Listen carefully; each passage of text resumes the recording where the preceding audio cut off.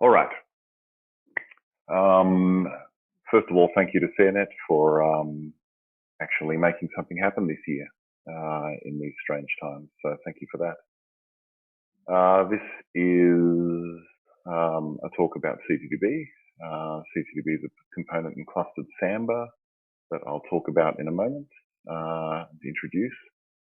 I'll be giving a bunch of this presentation, and Amitay Isaacs will be taking over for the middle section. We won't be too interactive back and forth as we usually would because the technology makes it a little harder.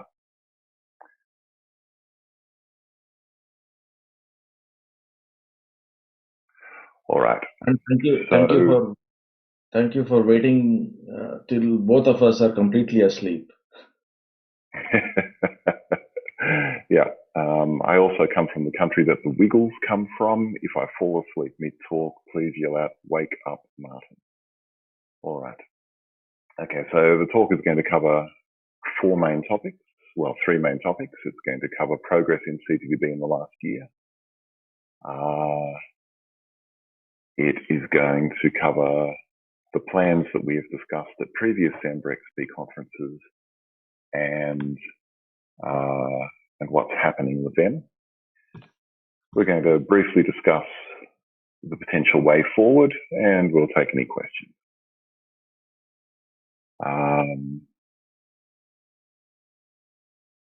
So, who's the audience for this talk? Well, it really is a developer talk, but we're not that scary, so please don't leave. You might get some insight out of this if you're not a developer, and it might be valuable. So don't go off and make a 45-minute cup of coffee or drink 45 minutes worth of beer. Okay, so we want to cluster Samba so that we can scale out and improve reliability. So we want to run essentially multiple SMB servers for clients to connect to, and they need to share a bunch of metadata, and they need to do it fairly quickly. And they do it using a component that runs on all of the cluster nodes called CTDB. So that yellow section down the bottom is what we're talking about. So CTDB has a bunch of functions. The first thing it does is that it provides a clustered database for Samba metadata. Samba uses TDB as a database, as a key value store for metadata, and CTDB just clusters that. So the data is available on all nodes and is distributed around the place. It also provides a cluster-wide messaging transport, so Samba nodes can talk to each other.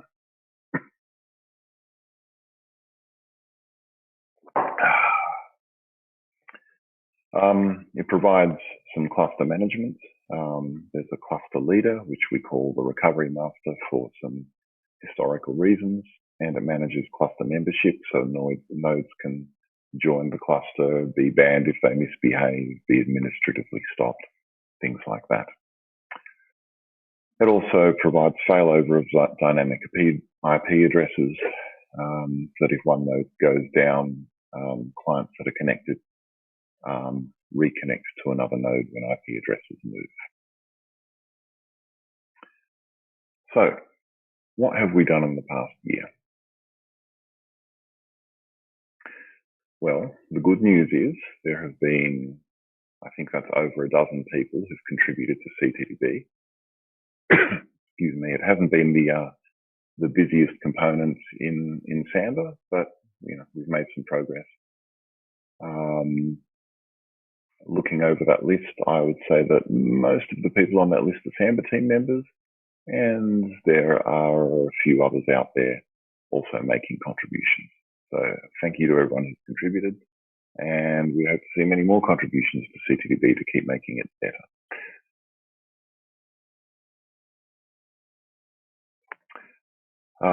Looking at those 349 commits in the past year, A huge number of them are test related. I'll go into details on these topics in a moment, but I'll just run through them quickly. So a lot of test improvements, quite a few general code cleanups, improvements in various technical areas, but unfortunately typos, people had more time to fix typos than various important technical things, and that's just the way things are. We continue. Okay, the big news, which isn't really a CTDB topic but is worth mentioning here, is that clustered Samba is now tested in Samba's autobuild. Autobuild is the system that Samba uses kind of for CI. It's the gatekeeper so that every time somebody tries to push some commits to the Samba repository, they have to go through this battery of tests called autobuild. And while we tested CTDB and we tested Samba, we didn't test them together. So Michael Adam originally started trying to test this combination about 5 years ago, or maybe it's more. Sometime, I think it was last year, well, Volker Lendecker has been saying for years that we need to make this work or things will break. And then things finally did break. Volker got justifiably grumpy and insisted that we get this working, and he started working hard on it. And he was having a couple of problems with CTDB because the configuration was a bit of a moving target. And last year I encapsulated our ability to start a bunch of local CTDB test daemons in a script. So I helped him by incorporating that. And this was initially just a single test, just to make sure that clustered Samba is working. And now I believe there are a couple more tests in there. We've also spent some time grouping collections of test suites so they're easier to think about, easier to run. You can just say run all the unit tests. You can run all the integration tests. So this is a good thing. And, you know, we've cleaned up some things. We run various branches through the test suite every night, and sometimes we see flapping tests, flaky tests, and as we see them, try to fix them. So testing in CTDB, quite a lot better than it was 12 months ago. Code cleanup. Andreas started mentioning a Red Hat tool called csbuild, which just turns on a stack of warnings and does some static analysis. The standalone CTDB compile nearly passes csbuild now. There are just a few things we haven't bothered to clean up. The CTDB subdirectory is now unsigned clean, so there are no more warnings about unsigned signed comparisons. I'm working slowly towards making the things from the rest of the Samba tree that are included in the standalone CTDB compile clean as well. But some of that is TDB itself and scares me a little. More of our shell scripts now pass shell checks, so our code quality is improving. Quite a lot of effort put into that in the last year. Vacuuming is what CTDB calls garbage collection, cleaning up empty records, because that's the thing you have to be careful doing in a distributed database. Amitay had some patches sitting in a branch for, I think it was over a year, to simplify this. Some of the work was done in CTDB's all-purpose recovery daemon. And Amitay moved all that into the child that gets spawned to do vacuuming. And now CTDB, the vacuuming child, fetches any records that need to be deleted via the location master, it fetches them to the location master now. The nice thing about that is we can now trigger each stage of the vacuuming process, which means I spent about a month writing some nice fine-grained tests to make sure the vacuuming behaves exactly as we expect it to. So we finally have vacuuming tested, and lo and behold, we did find one or two bugs in the process. I wrote the test and then went to Amitay, what's going on here? My test doesn't seem to be working. And he's like, yeah, that's right. It looks like we have a bug. So that was good. More code sort of where it's best placed. One place where we spent a reasonable amount of effort in the past 12 or so months is in the TCP Connectivity code, which you would think would be solid as a rock. But we started seeing some connectivity problems. I started running some tests with, 100 or 200 local daemons, and there would always be a couple of them that wouldn't connect to each other. So when we looked carefully, we found that CTDB's notion of connectivity depended on actually receiving packets rather than just the TCP connections being made. And looking carefully through some of the code paths, we found that packets aren't always sent between nodes. It's almost, in some cases, it's accidental that they are. And the problem here is that CTDB overloads the notion of connectivity here and tries to make it, a TCP connection, and tries to say we've got something logical happening on top of the TCP connection. But it doesn't really, it's not really in the design. So we're trying to have it both ways and it doesn't work.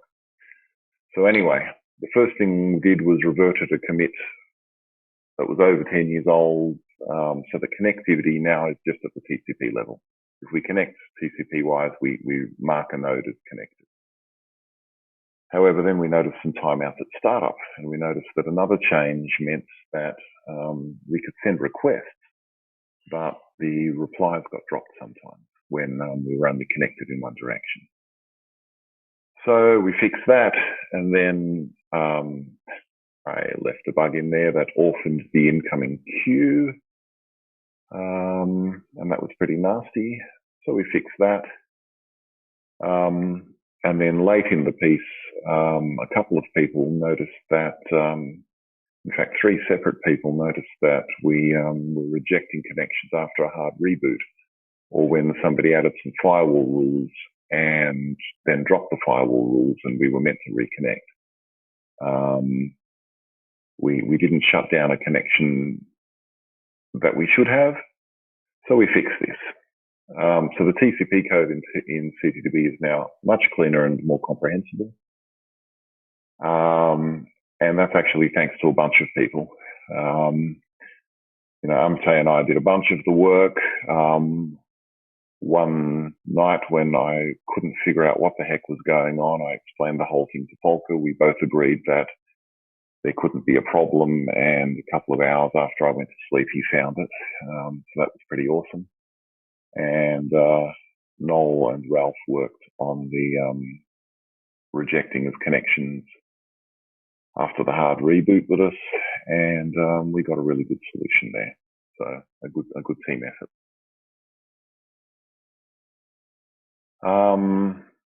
Very small improvement in our cluster Mutex, which we currently use as a recovery lock.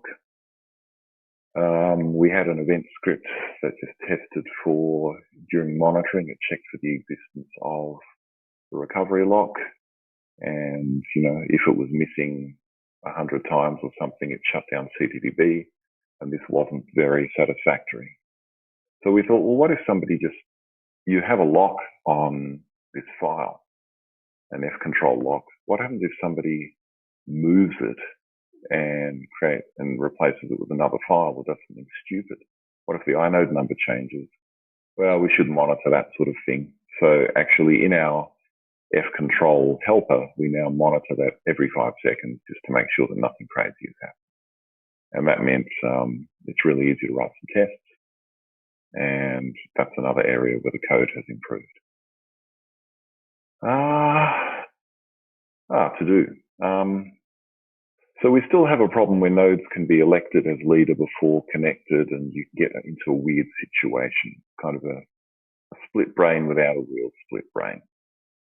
So we can fix this. We can add a leader broadcast so that whoever is elected as the leader broadcasts its superiority. And other nodes, when they join the cluster, should just wait a few seconds for a leader broadcast before triggering an election. The next step that we can do then is we can take a cluster lock when we win an election. Instead of taking the recovery lock on the first recovery, then we have a cluster lock. And once we have that, elections with a lock aren't terribly useful, because if you partition your cluster 10 nodes to 1, and the 1 node has the cluster lock, then your other 10 nodes will all try to take the lock as their elected leader of their own cluster, of their own petition. Then they'll get banned, and you'll still have the 1 node with the lock being the leader of its own cluster. So you might as well just race to take the lock. Whoever has it wins anyway. So I've got an experimental branch there, which is surprisingly easy to write, and the test pass. And I'm pretty excited about that. So I'm hoping to get that in the next few months, but it's not there yet. We had a couple of recovery fixes. Every so often we see a bug involving resurrection of deleted records in CTDB. We added this excellent notion where we just invalidate database records when a node becomes inactive, so that node's databases don't take part in the next election. However, I saw occasional test failures and found the bug where a node can become inactive, say when we run CTDB stop. Another node notices that recovery is active and initiates recovery before the databases are marked invalid. Recovery begins, it includes the invalid node, the inactive node. Meanwhile, database records are marked invalid, but then that recovery completes and we clear the flag. Nodes become active, node becomes active. We continue, we do a recovery when we continue, and we include database contents from the inactive node, and that's actually, and resurrects records that have been deleted. However, this is easily fixed by Amitay doing some nice restructuring. We just confirm flags of remote nodes and at the last minute and drop anyone who shouldn't be involved in the recovery. So it's pretty simple. A related bug in roughly the same code was where we were just seeing nodes banned unexpectedly sometimes. And it was a hangover from when we used to support both parallel recovery and the old serial recovery, where we recovered databases one after each other. The first thing was that missing databases were attached by the recovery daemon. Databases are frozen in the recovery helper with a potentially different set of nodes. The recovery helper retrieves the status of nodes. And latent joining nodes might not have all the databases attached because there's a gap between when the recovery daemon attaches missing databases and the recovery helper checks what nodes are active. So late joining nodes can be banned. And this is just fixed by moving the attach of the missing databases from being common code in the recovery daemon and moving that code into the recovery helper. Nice, simple fix. A recent one is that regards hot records. Hot records are those that have been migrated the most times in some 1 second period. And, there's something we look at when we're looking at performance issues. The 10 hottest records are recorded as a per database statistic. And recording of hot records database statistics was broken. There was a broken sort in there. There was another 1 or 2 bugs. And the logging wasn't terribly useful. We logged that a hot record had been updated the first time it was added, but if the count per second increased 2 hours later, we didn't log it. So fix that, and that now works a lot better. Plans. Okay, so Amitay is going to tell us all about the great plans we have in store for CTDB, which means I need to now do the magic to stop sharing. Stop sharing. Here comes Amitay.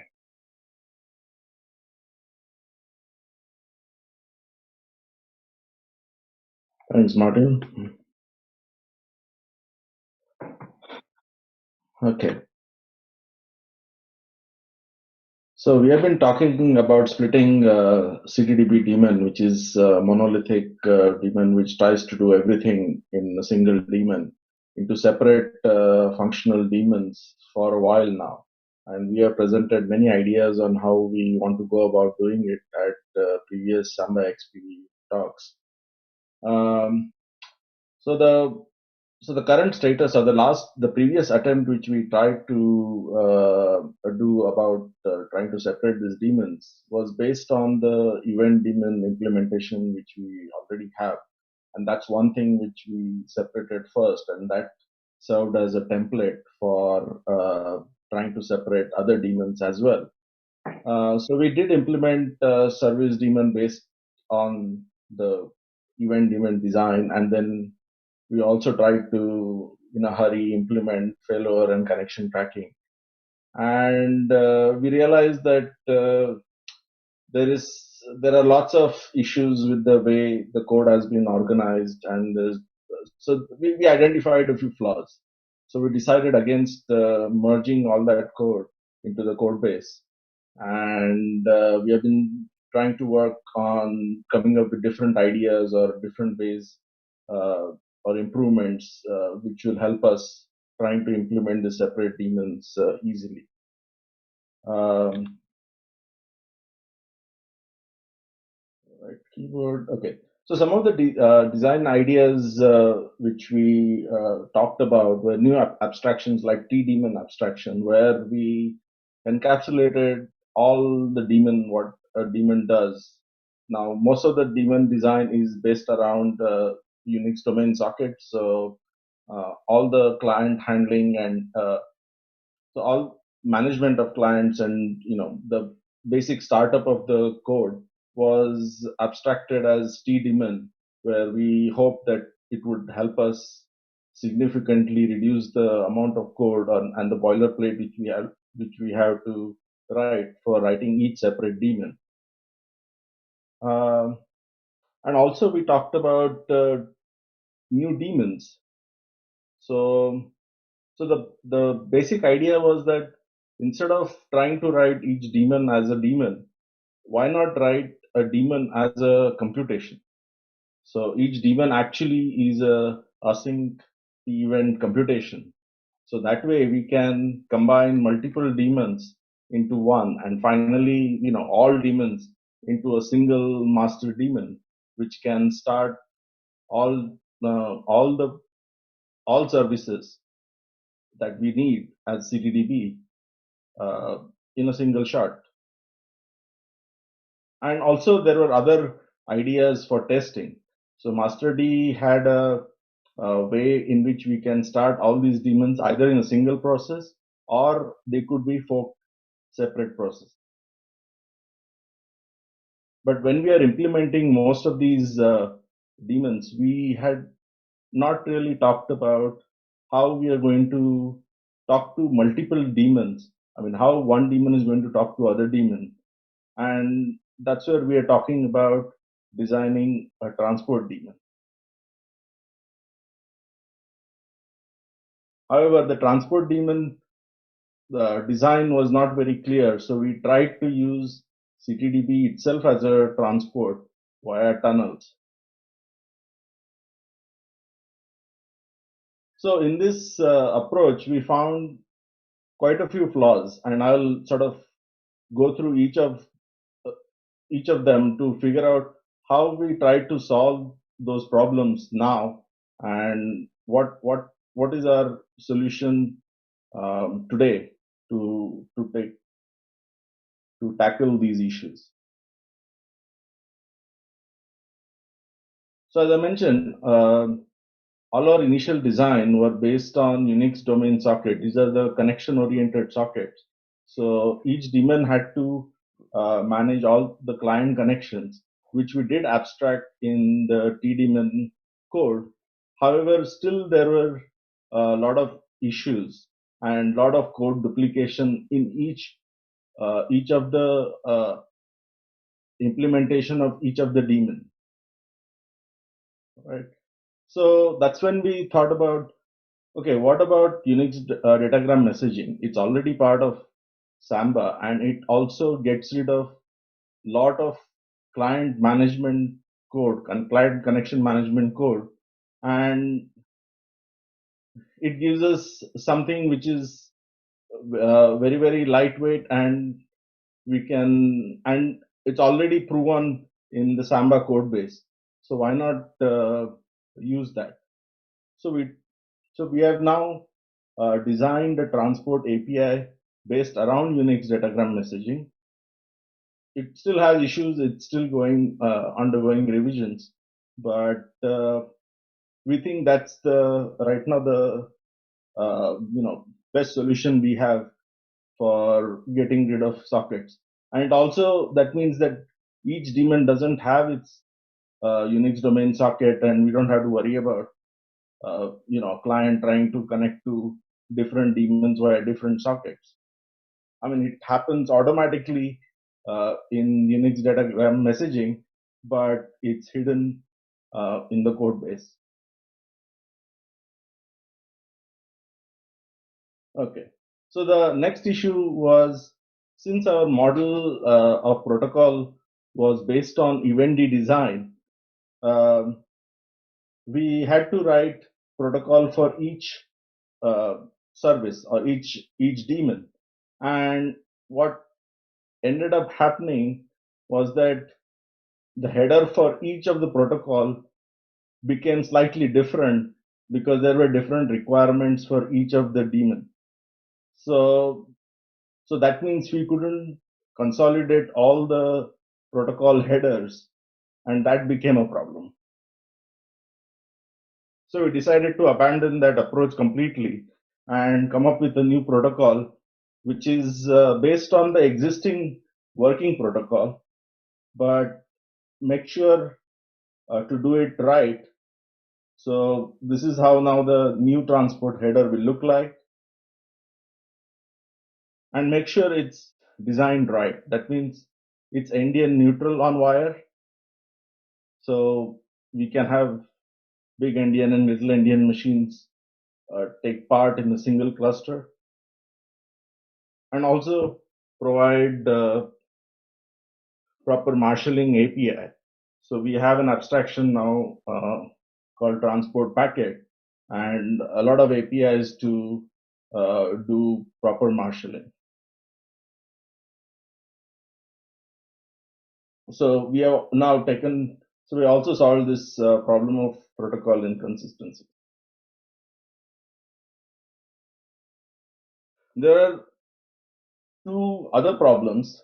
One of them was, since we have designed this all these daemons using tdaemon code, we found that it still required a lot of code for protocol handling, and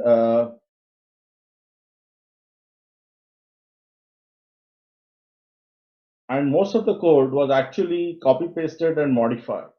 So we are not very happy with the amount of code which we needed to write to get core of each daemon working.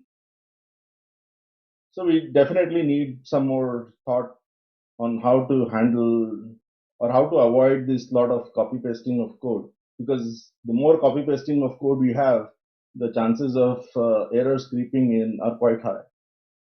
And the other issue was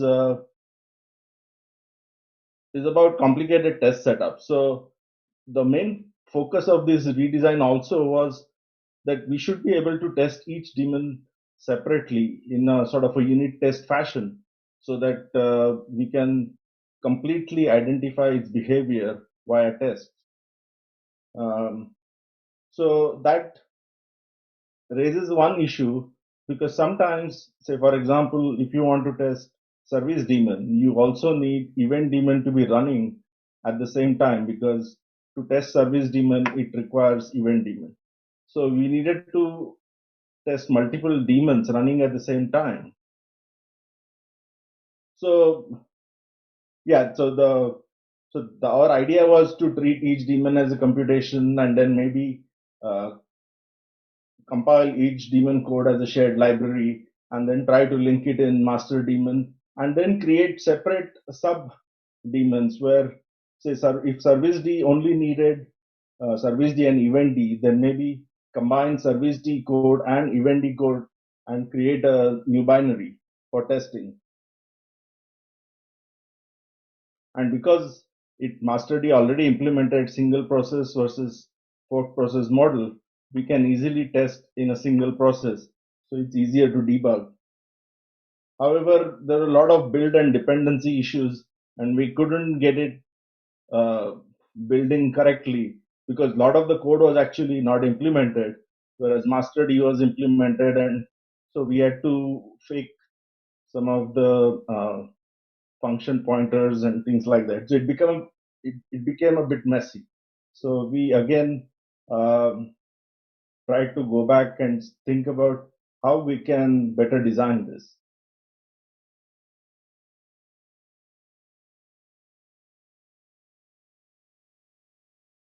So we went back to whiteboard and trying to design and trying to really understand what are we trying to achieve and what parts we want to abstract out. So if you look at any daemon, so it basically has some startup code. So where it handles command line options or handles configuration files and generally sets up the state for running the system, whether it has to create any whether it has to fork a new process or become a daemon, or whether it is running in the same process, etc.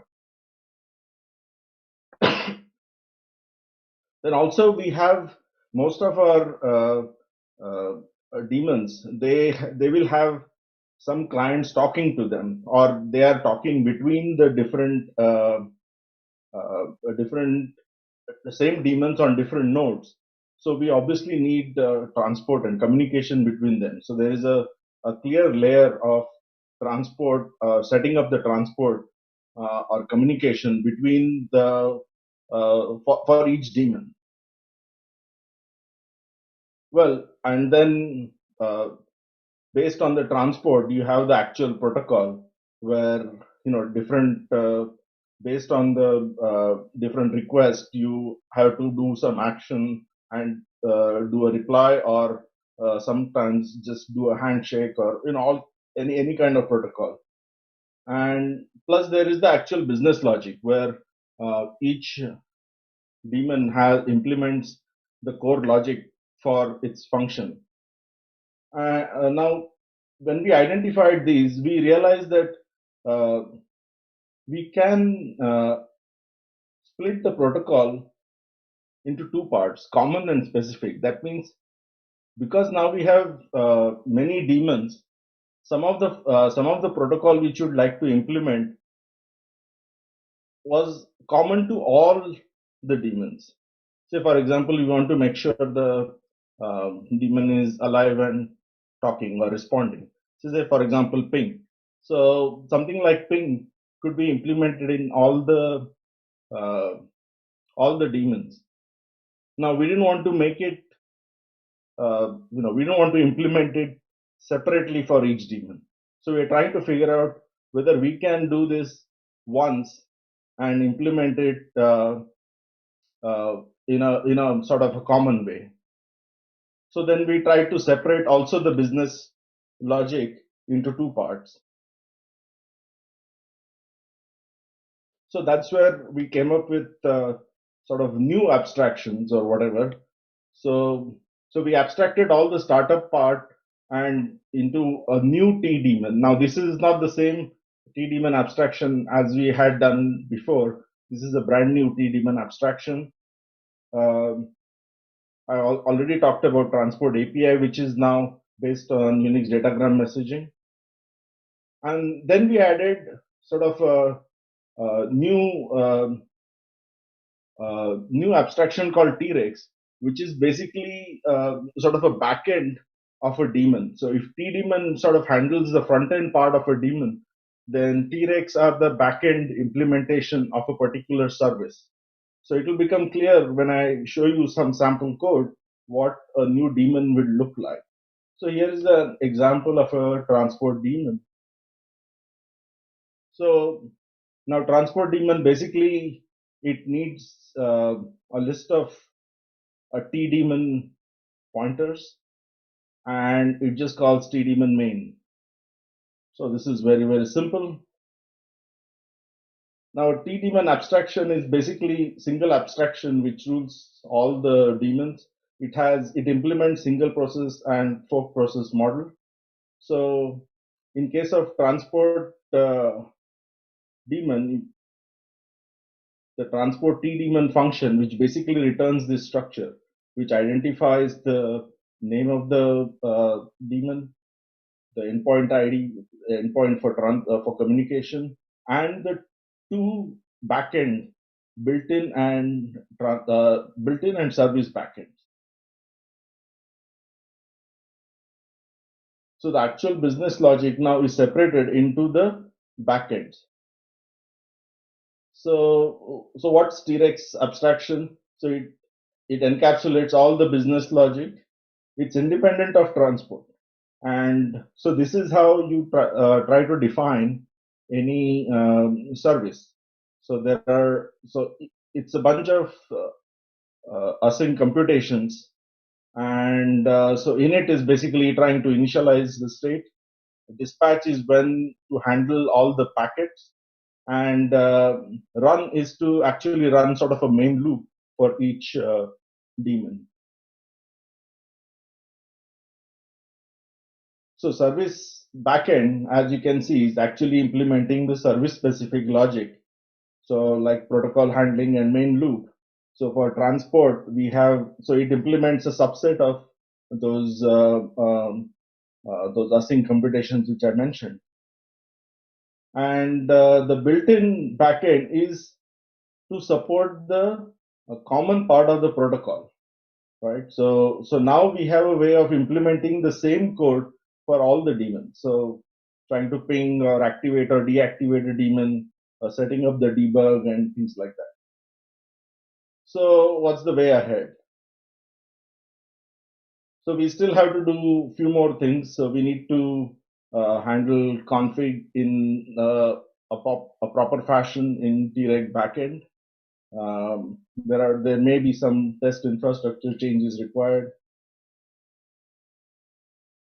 So we have transport daemon implementation right now, and we are trying to do some testing and then figure out how to implement all the other daemons. And that's our current plan. So Martin, still there?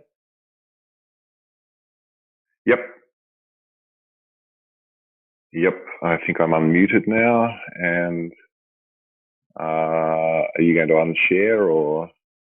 Yeah.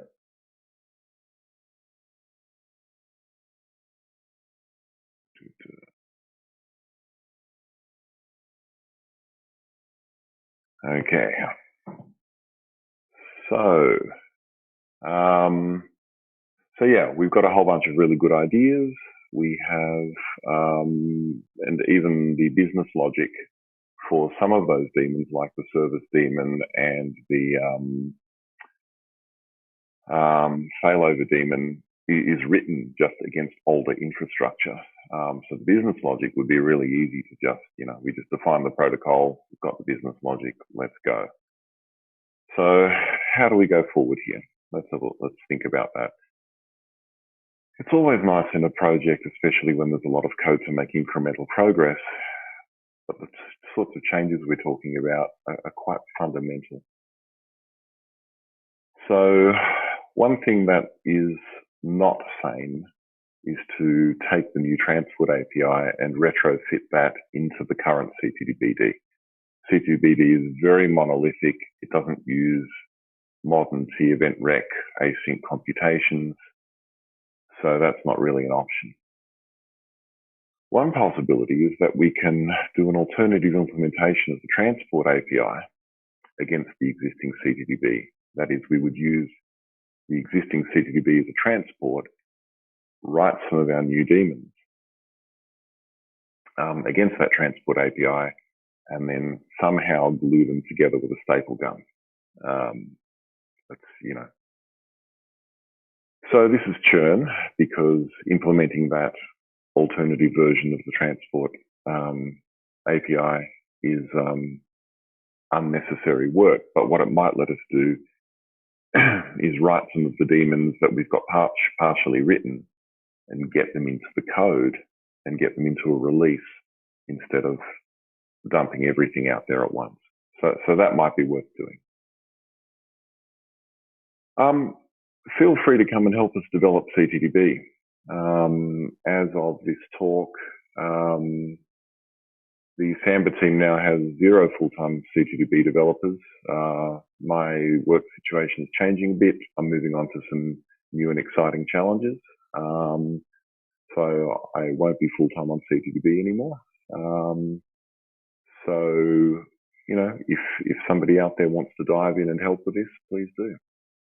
And it is sort of tiring working on this code base for 10 years and trying to rewrite it for 4 or 5. So, some amount of burnout.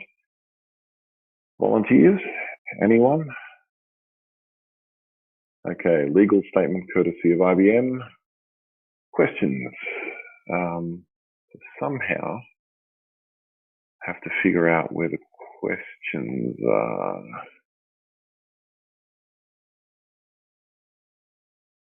If there are any questions. Somewhere up there. Q&A. Right. Jeremy says, do you have any easy tasks for new developers? There's this talk. That's documentation. We would love to talk to people. It's another thing with trying to do a heck of a lot of development with not a lot of time. Writing docs when you could be writing design docs when you could be writing code. You know how it is. Well, one idea could be, once we have implemented at least one of the daemons, then it sort of sets up the template for implementing all the rest, and we have sort of documented requirements for each daemon in various talks, so we can pull that together. So at least somebody can get a starting point on trying to implement one particular daemon.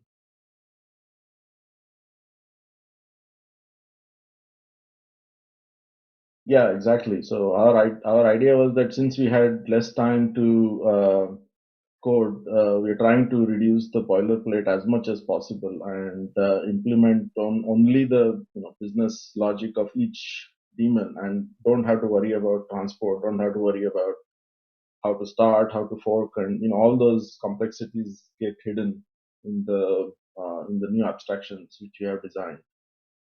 So yeah. And one of the scary things is we know what happens to some projects where they focus too much on frameworks. That can get a bit scary, but we have a lot of code.